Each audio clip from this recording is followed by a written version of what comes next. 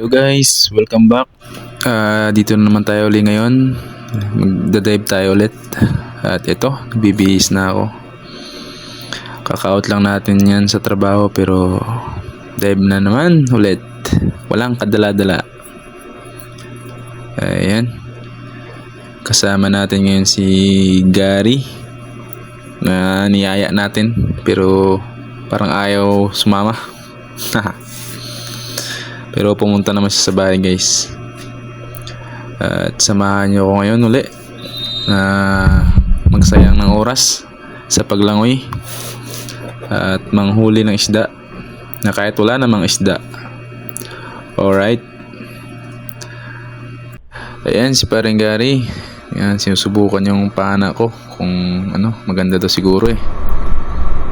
At syempre dito na naman tayo sa lubak-lubak na daan. Saan pa ba? Eh di sa Katiklan. Saan ka pa? Iwan natin guys. At dito papunta na tayo sa spot natin. Malapit lang tayo guys. Dito tayo ngayon sa Chambiray. Magdadive ngayon. Ayan, airport.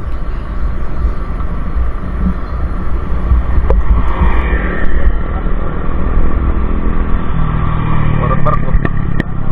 Papakabalik.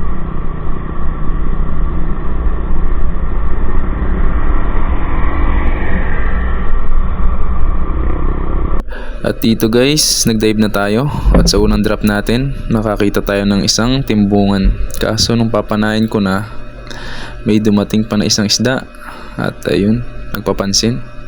At pagpana nga dito, ayun, di tinamaan. Parehas na walang isda, kulelat.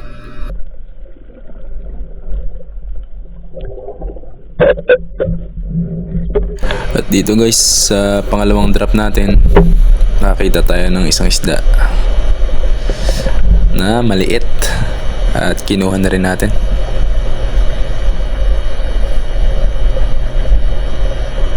Wala kasing ganong bato dito guys, puro buhanginan, kaya paswertihan na lang. At ayan, maliit lang, kinuha na natin kaysa sa wala. Isang managat, maliit na managat. Ayan.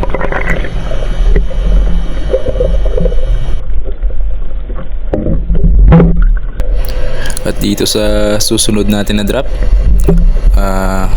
nakascore ulit tayo.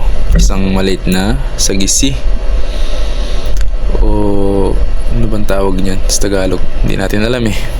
At ayan, gitik. Yan, isang maliit na sagisi, namumula.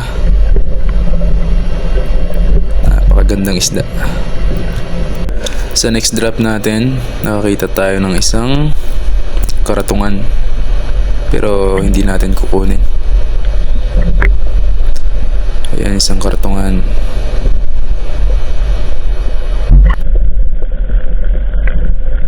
At dito sa next drop natin, mayroon na naman tayong nakita ulit.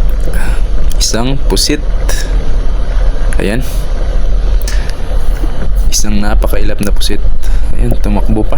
Palayo. At tuhog kang pusit ka. Ayan. Dami niyang tinta. Nakuha natin.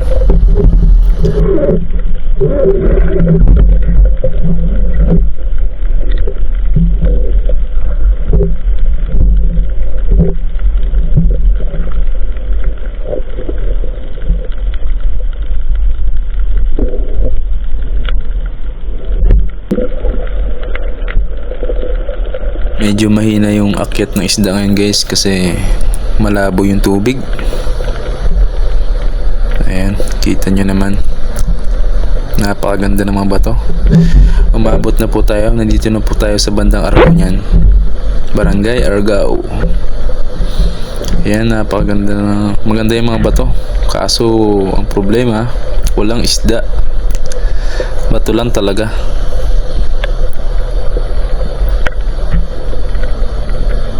Sisilip-silip tayo, baka merong nakahinto na isda, pero wala wala talaga. Mahina ngayong gabi.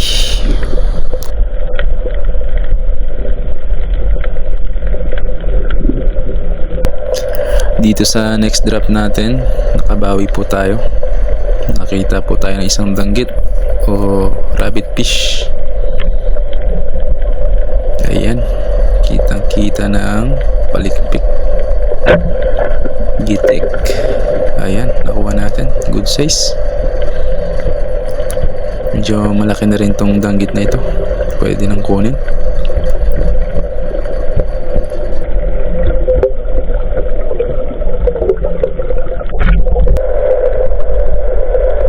At dito, habang naghahanap tayo ng isda, nakakita tayo ng kaibigan nating pawikan.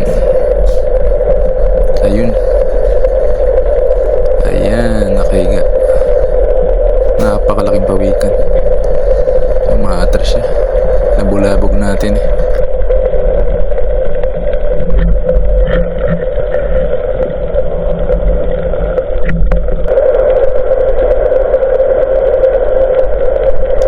At dito naman guys, sa next natin na drop, nakapanasan na tayo ng isang dalagang bukid, pero hindi natin tinamaan. At ito,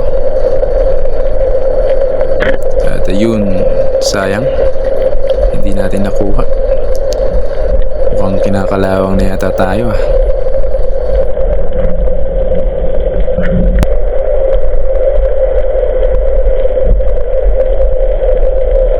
Dito na guys, yung last natin na nahuli sa gabing ito.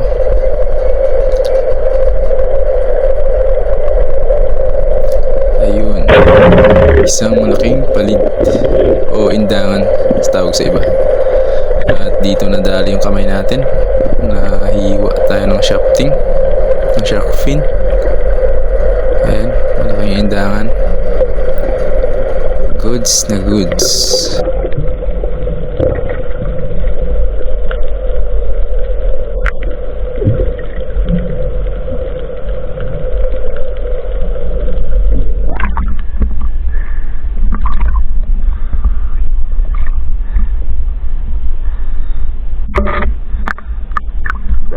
Hello vlog, so nakawin na tayo. Medyo hindi tayo sinuwerte ngayong gabi. At ito yung nahuli natin.